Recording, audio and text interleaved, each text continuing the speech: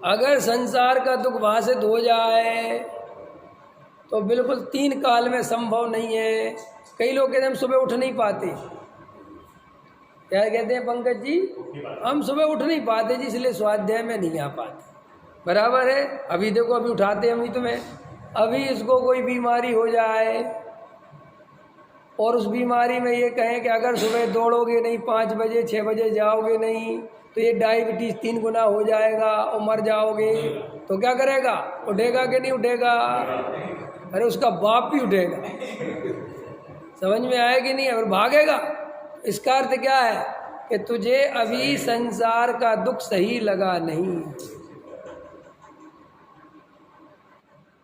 पकड़ में आया कि नहीं आया?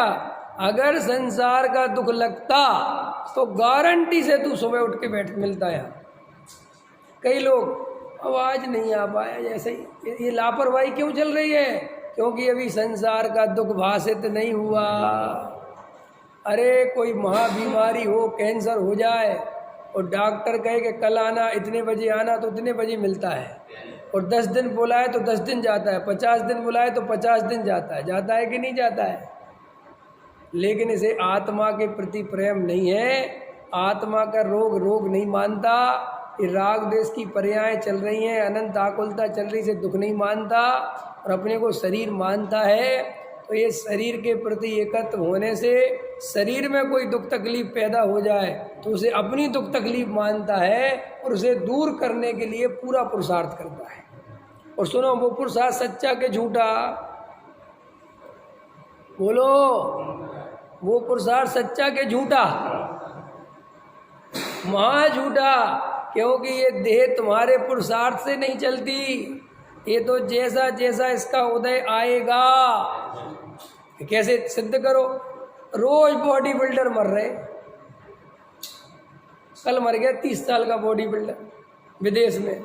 इतनी बॉडी थी उसकी कि 20 साल से पूरी दुनिया में छाया हुआ था। 20 साल की उम्र से, और 30 साल में मर ही गया। ख्याल में आएगा? तो रात दिन काय के लिए ध्यान रखता था। तो फिर क्या हुआ? आयु क्रम बढ़ गया।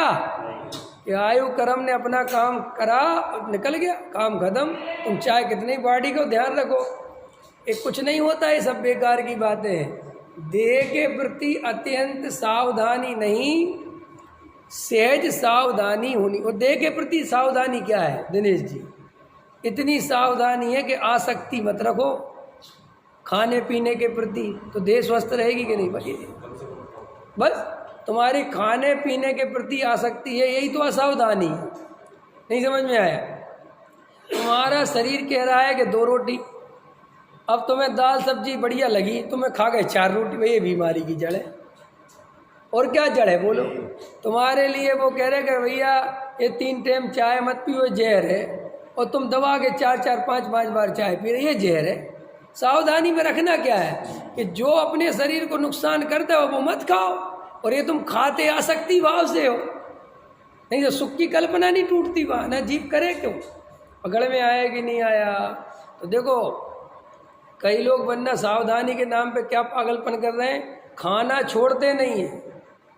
क्या कर रहे हैं? खाना और पार्कों में चक्कर लगा रहे हैं, योगा कर रहे हैं और पता नहीं क्या क्या कर रहे हैं। और खाने के नाम पे ज्यों के त्यों हैं। तो क्या होने वाला है? समझ में आएगा? अरे तुम पकड़ में आएंगे। ऐसे अपन स्वाध्याय में क्या कर रहे हैं? सुन तो रहे हैं। और आजकल तो सुनते भी ऐसे हैं।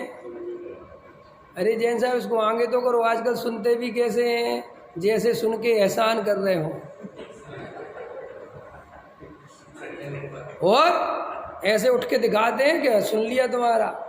ख्याल में आएगी नहीं? चलो अम्मी सुनना।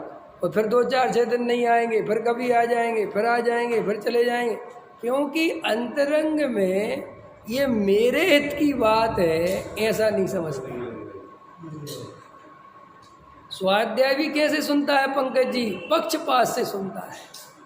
नहीं समझ में आया? अब नहीं सुनना, क्या सुनना है बस। क्या कह रहे हैं ये कभी नहीं सुनता, पक्ष से सुनता है। अच्छी भी बात कह रहे हैं और उसके प्रति पक्ष नहीं है तो वो बात बुरी लगती है, और पक्ष है तो बुरी से बुरी बात भी, बिना मतलब की बात भी बहुत बढ़िया लगती है। होता है कि नहीं होता है? ये सब पक्ष की बीमारी दो कौड़ी की है। नहीं समझ में आएगी? जो अपने अंदर झांक के नहीं देखता, जो वस्तु स्वरूप का विचार नहीं करता, अरे सुलझे हुए होते हैं ज्ञानी। ये पक्षपाती तो अज्ञानी का लक्षण है। ज्ञानी तो अपने अंदर विचार करता है कि मुझे वास्तविक लाभ हो रहा है कि नहीं हो रहा है। नहीं समझ में आया? कहाँ देखना? अंदर झांक के देखना। बाहर के तेरे ढकोसले गिरते हैं और तुझे कसाय बढ़ती है और तू ऐसे प्रवचन सुनना चाहता है जो तेरी कसाय का पोषण करें, तो इससे मुक्ति मार्ग नहीं खुलेगा, इससे तो संसार मार्ग बढ़ेगा।